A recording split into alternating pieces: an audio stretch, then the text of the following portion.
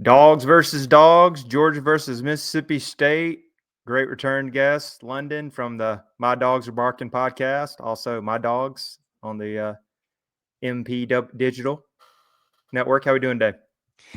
Man, Trey, I tell you, I'm doing well. And look, we're at this point in November where everybody's got a lot of stuff going on in their lives, but there's a couple of good things, man.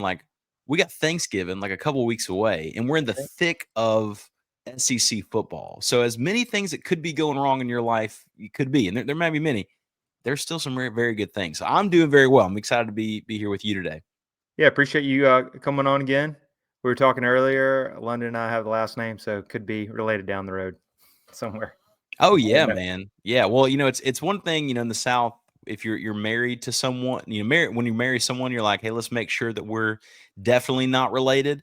So it's good to kind of cross those T's with two dudes and just be like, all right, well, cool. Well, maybe we're related, but at least it's in this kind of fashion. But you never know. Yeah, two Tuckers, man. That's right. That's right. Yeah, that's awesome. Also, make sure to like, subscribe, share the Doghouse podcast. We're growing. Always great to hear from the community. One thing that just before we get in the deep dive here, Georgia versus Mississippi State, it came out of nowhere because it's always a big thing. Is where was the origin, or where did it all start from? The cowbell at Mississippi State Stadium. Where did that come from? I always wondered about it because it's always been tradition. So that dawned on Yeah. me earlier today. So I wanted to ask it. Yeah, well, for folks who've ever been to Starkville, you can say it's in the middle of nowhere because it is. It is in the middle of nowhere in what used to be just a giant cow pasture. And so, whenever Mississippi State was on those grounds, there were still farms all around, and because of that, from time to time, cows would wander onto the field. And so, in a game with Ole Miss, which is the Egg Bowl, Mississippi State and Ole Miss's kind of biggest game of the year. Mississippi State's down at halftime. A cow wanders onto the field just from a pasture, of course, has the cowbell around his neck. State comes back to win that game. They kind of see it as like a good luck charm. And they kept bringing the cow for a long time. And then until someone in the room raised their hand and was like, you know what, guys, there might be a better way to do this than having to kind of watch our step everywhere. So they just kept the cowbell, which if you had to keep between the two, between a cow or a cowbell, I think they made the right choice. And so it's fun, man. And even though, the opposing teams and maybe even some Mississippi State fans get annoyed with the cowbell, I certainly understand it. It is one of the things that makes college football great is these very small traditions from places that usually would not get a lot of attention. Starkville's a very small college town, but the cowbell is something that they can at least say, okay, this thing is ours. Awesome. Yeah, I really appreciate you. Learned something right there. I didn't really realize that. So, hey, awesome you guys have that tradition. And yeah, because you always hear about Start Vegas and Cowbell. So, awesome. Thanks for giving us a little depth history right there. That's awesome. Yeah, man. So, first off, Georgia coming off I'd say big win because it's always a great win when Georgia beats Florida. 5 straight in the series.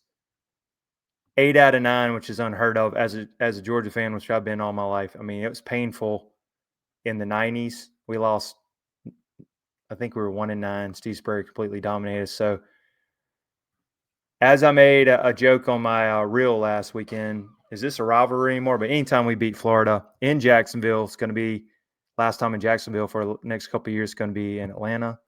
It's going to be in Tampa. And then they'll be back in 2028 at the new open air arena, but always good to get a win. Did they play the one in Jacksonville? Was that at the Jaguars Stadium? Is that right? Yeah, currently, yeah, it's been many names, but Everbank Stadium, that's the last time before they're going to have the new build, the new stadium for the Jacksonville Jags. That's correct. Play there every year. So, yeah, end of an era because probably not the greatest stadium, but it's just always bringing those neutral site stadium tradition there. So, it'll be definitely new, but interesting in 2028 for sure. But looking at the game, I've got to give it to Florida. They didn't lay down and die. They gave Georgia all they wanted, and it was 10-10 at halftime. And they even made, you could tell the momentum switched in the third quarter. I think Georgia at one time had -8 yards rushing, but as we're calling them day walkers, Kirby earlier called them cardiac kids, but they are relentless and won't give up. And led them back. And Chauncey Bowens, who I was calling the whole game, had a 36-yard touchdown to kind of ice it. And then Gunnar Stockton kneeled on the one, which I would have loved to kind of stick it in a little bit and go up 31-20. Sure, all the bettors out there didn't like it, but safe, kneeling down at the one, knowing the game was going to be over. And I know Kirby got onto him at the Auburn game. So all in all, played pretty good on defense, had some blown coverages, which we'll get into is a weakness. But Georgia ran the ball when they needed. Gunnar Stockton, not the most perfect game, but led them to victory, which that's what it is. Moved to 7-1, ranked number 5. Always good to beat the lousy, stinking Gators is Brandon Adams. But good win. And then on with Mississippi State, good win over Arkansas, 38-35. And you guys have been scrappy all year and could easily be 8-1, but 5-4. And Jeff Lebby's got the program headed in the right direction. How's everybody feeling in Stark Vegas? Yeah, well, think about the team like Georgia. I think Mississippi State has a lot to learn from because in the end, even if it's a close win over a Florida team or close win over someone else, in the end, good teams win and good teams find a way to win when things are not going their way. And Georgia did that against Florida because even though Florida didn't have their coach anymore, it still has a lot of really talented players. So it says a lot about who Georgia is. For Mississippi State, they found a way to lose games. They found a way earlier in the season to beat Arizona State, kind of last play of the game. Then they go and they lose to Tennessee in overtime. Tennessee's a much more skilled opponent, but State could not find a way to win that game. State honestly should have beaten Florida. Was ready to kind of line up for a field goal to win the game, threw a pass instead, and it was intercepted. They found a way to lose that game. Against Texas, they're up by 17 in the fourth quarter. Texas comes back, takes them to overtime, and wins the game. And last week was finally a time where Mississippi State, again, it was very close. And then all of a sudden, State found a way to win the game. And so I think for Mississippi State fans, they're hoping after kind of having their heart broken, okay, well, now maybe this team has found some way to finish a game. And Arkansas is not a great team, not even a good team. But the fact of the matter is can you find a way to finish games? And Georgia's found a way to do that all season. And Mississippi State seems like they just now found a way to do that. So the question a lot of fans are asking is, will they be able to show some of that fight? Maybe not beat Georgia, but show some of that fight against a Georgia team that has a lot of skill in a lot of different places. But one thing to remember is State has been the underdog in all these games and has played really well, to your point of being very scrappy. So I wouldn't expect them to lay down in this game, despite the fact they're very outmatched against Georgia. Yes, I was looking at you guys really closely. Explosive offense, got some really fast receivers. Track star Blake. Is it Blake Shelton? Shepin? No, it's so Blake Shapen is the quarterback, but Brennan Thompson is the guy who's a crazy speed guy on the wide receiver position. Yeah, and it's so funny, with him, he is literally he's played for Texas, he played for Oklahoma, and now he's played at State. It's so tough, especially looking at your own team sometimes, to be like, who's playing for us anymore? There's so many people. But he's a guy that has been measured, and who knows how the actual metric goes. But as a guy who tops out at 23 miles an hour and claims to be one of the fastest guys in college football, and he does have a lot of speed. And if you noticed through several games, so against Texas, against Tennessee, Arizona State on the final play of the game, he finds a way to run away from the defender. The question sometimes is, can the quarterback, Blake Shapen, get the ball to him? But he crazy talented is Brennan Thompson. Yeah, definitely someone for Georgia fans to keep an eye on. And we've been burned a lot in our secondary. That's our weakness. So in these games, because you follow a lot closer, I'm just looking at box scores. It's kind of like the Texas game and some of the other. Do you think it's coaching where they didn't close, or just some mistakes, or what is it that Mississippi State? And I know you want to win so bad. Do you think it's just maybe not resilient, don't know how to close out games? What do you think it is in these close games? And like even the Texas game being up 17 in the fourth, I know it's frustrating. So what are you kind of seeing from your end? Yeah, well, it seems as if it's coaching related. Because look, if you want to go off of talent, Mississippi State is going to have less talent than almost every team they're facing this year, just because of where they are as a program. Now they're way better than they were last season, but I mean, nothing compared to the Texases and Tennessees and Georgias. But Mississippi State found a way to kind of lose that game by going 3-and-out on offense consistently, made a special teams error that allowed Tennessee to get back in the game. And teams that are as talented as Texas, you cannot let hang around because they'll beat you because they're more talented than you. And against Florida, a very big coaching mistake. State's on the plus 33-yard line. I mean, ready to kick a field goal to win the game. They're down by 2. There's 30-ish seconds left in the game. And instead of running the ball to kind of square up and get the kicker kind of where he wants to throw or to kick from, the quarterback throws and throws an interception to a defensive lineman. Florida wins the game. So I think there's some of those coaching decisions. But in this game against Arkansas, again, they found a way to make some of those decisions work. And it will be interesting to see how State plays against a team like Georgia, because to be honest with you, talk about kind of where the differences are for all the Georgia fans listening. I mean, you guys are kind of saying, okay, well, how can we picture and kind of set up our playoff picture? Where can we kind of be seated? Let's keep this going. The opposite side of the spectrum is Mississippi State is just praying for a bowl game, and they're one game away with 3 games left: Georgia, Missouri, and Ole Miss on their schedule. And so every week they're not looking to kind of pump their chest and say we're the best. They're kind of trying to pump their chest and say let's get to 6. This is a rebuild, and this would be a tremendous amount of momentum going into the next year. Yeah, I completely agree. Was it two losses, 2 wins last year, 3 wins? Yeah, you're exactly right. Yeah, it was 2-10 last season. So that's big time improvement. Yeah. Yeah. So if you go 2-10 to 6-6, or even to 6 wins, despite the fact it's like, man, it's not playoff worthy, but that's a huge amount of improvement from a complete dumpster fire to say, okay, well, they're at least at a bowl game, and it gives you at least good projection going into year 3. Yeah, completely agree. And you guys being scrappy and could have won a couple more games.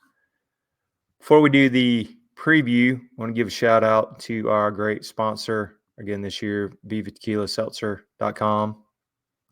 Great for tailgate, golf course in this nice fall weather. I know it's getting chilly out there, but yeah, support them. Also, they're on YouTube, growing there, and I believe they are the exclusive seltzer of the Boston Brewers. So check out. I believe it's hockey season coming up, or it is. I'm not sure. I should know that. But to get 20% off, Doghouse 20 for 20% off for the podcast listeners out there. Check them out, Viva Tequila, on Instagram and YouTube as well. So looking at the matchup, also one other thing with you, Landon, just because I did, I think I broke it down last Friday on my YouTube shorts and reels. What do you think about this whole real quick YouTube TV thing issue with Disney and everything? Has that affected the viewing there, or how are you guys handling it? That's been a lot of thing around here. I've had people text me, and yeah. What a bummer, man. Yeah, I mean, a lot of people are kind of getting, this is a great shot to be in a different streaming service. This is kind of like Eminem says, man, you got one shot, one opportunity. This is it. Yeah. Hulu TV's never had a better moment than this right here, man. So yeah, I went with the Sling Day Pass on last Saturday is $5. Ironically, I was looking at that this weekend for NFL. What have you done? What have you been doing? So I had YouTube TV, and I thought they were going to figure it out. I was like, "There's no way." And then, like, even with Monday Night Football, just how big. And anyway, so I actually canceled, and then I do have ESPN, the unlimited, and that's what I watched it on last weekend. I think I might roll with that because that's going to have all the Georgia games. And then I thought about for fantasy football, and when that is, I was actually looking at the Sling Day Pass, like if I just want to check out some of the local NFL games for fantasy football, doing like a day pass. Because I was even looking at it with my wife, newly wife. That I was like, "How much?" Congrats, man! Thank you. Yeah, it's a couple weeks ago. It was actually, yeah, man, appreciate it. It was October 17th, great weather, and was still able to watch the Georgia Ole Miss game. They pulled it out, so it was a great weekend.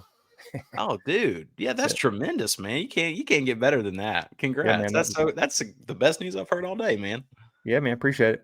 Yeah, we were blessed. But I was like, how much TV during the week, except for football and weekends, do I watch? So I'm thinking about rolling with the ESPN Unlimited until I actually dumped YouTube TV today.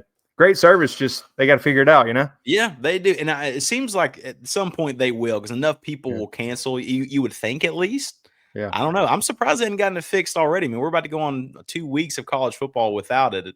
I don't know. It's bananas. So wait, would you give the thumbs up of approval on ESPN Unlimited or no? If you just want to do it for football, and they have a multi-view, so for me, it's It's been good. I will say though, and I think another guy I was watching streaming it, he was having some issues that'll kick you out, and I think they had all the people on the platform that were probably kicking them out. It was too much, just because I bet you they had like such an influx. Yeah. So Oh, I guess so. the quality of it's good if they get that figured out. But yeah, it's good. It's got all the ESPN, and it's a lot cheaper too. I think it's $29.99. And if you're a wrestling fan, you get all the WWE And pay-per-views, that premium that I live. am. That I am. You can't see it over here, but I have a world heavyweight championship belt that my friend made. I'm too cheap to buy one, but Right. over here in the corner, man, I am. And that's been one thing I've completely forgot about that. When I'm have Yeah. to reevaluate my life choices because I can't go without whatever Survivor Series is the next one. That's right. You have Royal And Rumble then, coming up. It's good, man. oh yeah, you can't miss the Royal Rumble. All right, now you got me thinking about it. 20, yeah, can't be to get all that. So I think they had something to do with it, and Disney being in bed with Hulu TV, and they all of a sudden had a promotion. Yeah, Ironically, out of the blue, hey, come on over. So anyway, it's business. in cahoots. That's correct. All right, Georgia at Mississippi State, Battle of the Bulldogs. 12 o'clock, which as Georgia fans was an 11 a.m. kick. We are nervous with that because got to travel, and Georgia sometimes comes in sleepy. 7.5 point spread, which I can see the way Georgia has struggled in the first half, and looks like it is 8.5 now. So I guess Vegas can generate. So what kind of and to get to know Mississippi State a little bit more, what would you say some of the advantages and disadvantages are of the team from what you've seen down the stretch, playing everybody close? Yeah, well, I mean, honestly, it really is like every week is just State's giving people the absolute best shot. They have nothing to lose. There's no playoff that's on the line. Now, of course, they want to go to a bowl game, but the advantage of having Jeff Lebby is he is a very smart offensive coach. So you'll see him being very clever in some of his play calling, and his fans probably will say sometimes too clever, but it does catch sometimes the opposition kind of out of sync. Two names that Georgia fans will probably need to know. We already said one of them is Brennan Thompson. He so far has 716 receiving yards, and Anthony Evans the third is a name that you guys already know, former wide receiver. And of course, second leading receiver too, right? Yeah, of course. Yeah, 653 yards. And I was reading today, those two guys have both transferred in this year. They've combined for 1,369 receiving yards and 10 touchdowns, which is the second amongst all SEC duos. Wow. So those are two guys that you'll have to keep an eye on throughout the time.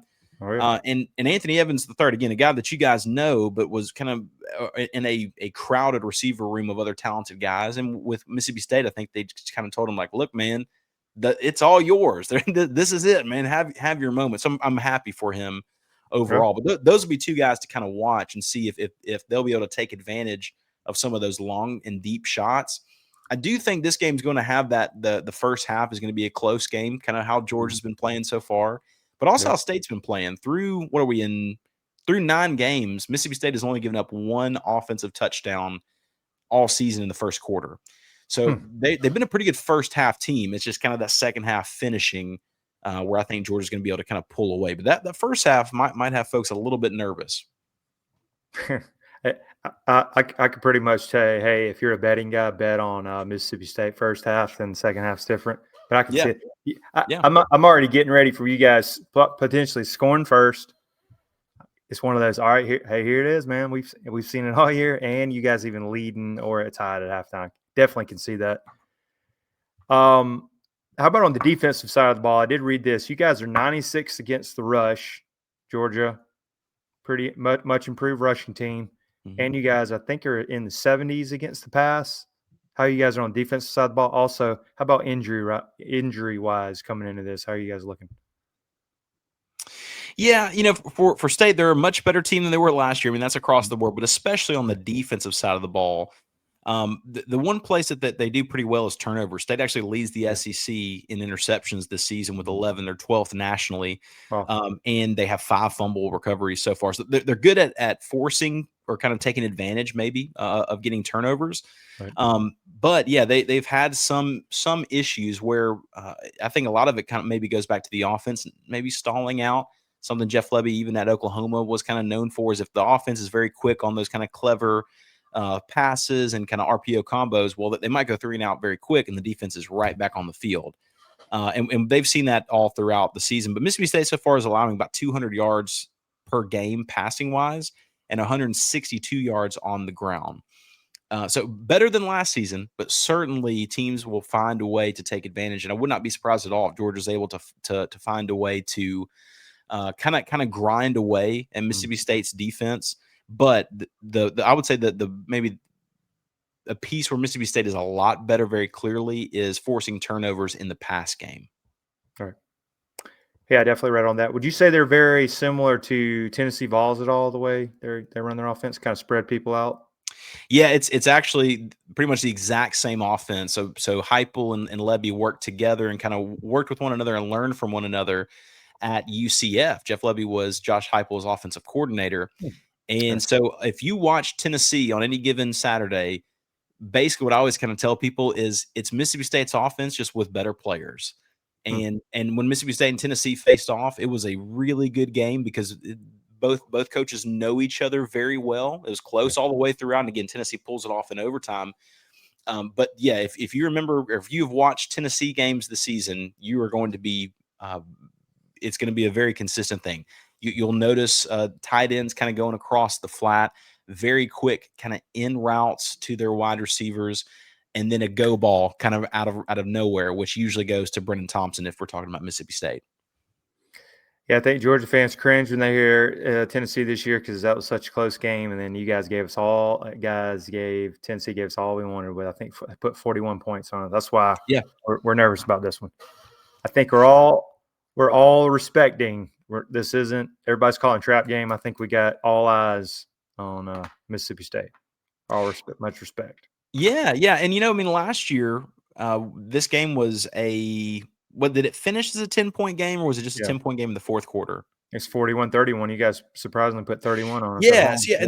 And again, with the talent differential much different, it just comes to I believe Jeff Lebby is very, very clever in how he calls games and figures out, okay, we might not have the best athletes here or here, so what can we do to create some type of advantage?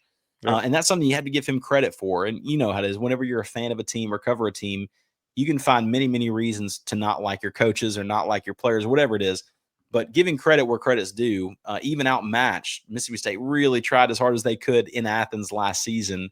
And so, and now in Starkville, I think it's going to 10 points is like almost on the nose, but I feel like this is a 2-touchdown game, Trey. I think Georgia's going to be able to pull away towards the very end.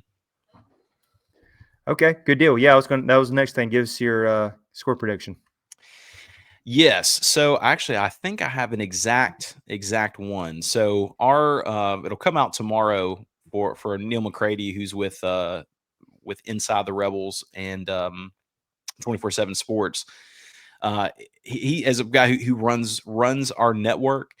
And so anyway, as a part of that is I had to give some predictions each week. So here's what I have here.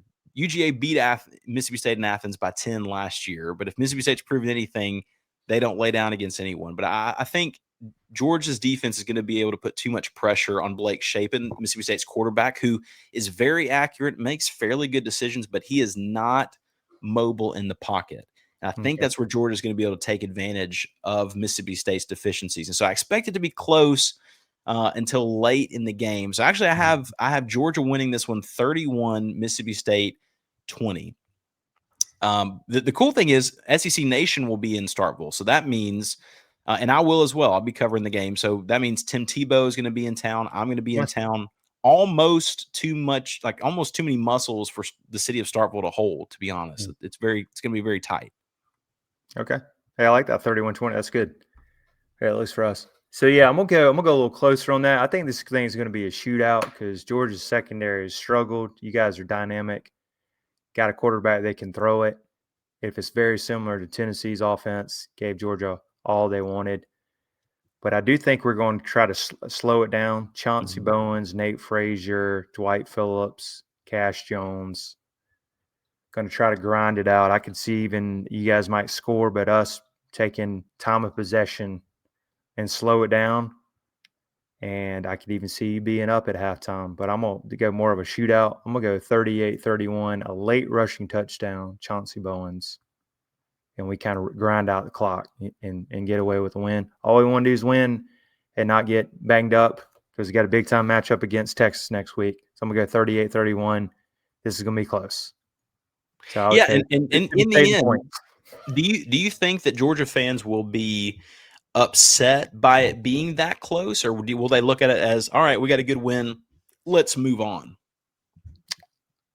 I would like for us to actually try to put a complete game, but that has not happened all year. And I think this is just who they are. And I think, in our heart of hearts, I think we're going to run into the wrong team and we're going to try to battle back because they won't die. You have to cut the head off the snake, Josh Pate said, daywalkers. But you can't do this against each week. It's going to bite you eventually. And I think it's coming, but we're enjoying the ride as Georgia fans. Could be better than having all these coaches getting fired and rebuilding. So I'm looking at it that way, but we're just got too many warts, and we are who we are at 7-1. But look, we're man, lucky to be 7-1 too, to be honest. You end up getting a win Saturday, and then you go and you beat a Texas team that has kind of figured it out offensively. Yeah. Over the last 2 weeks. Well, all of a sudden, now you're looking really good in the final little stretch of the season. Now, Georgia Tech at the end of the year is going to be no picnic. That's but correct.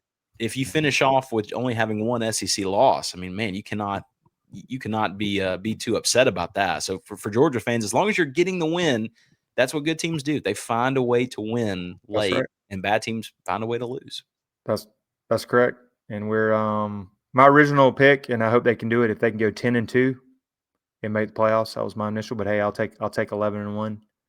But I like that 5th seed where they're at. If they can stay right there and maybe get a home game and just see where the dominoes fall. So we'll see.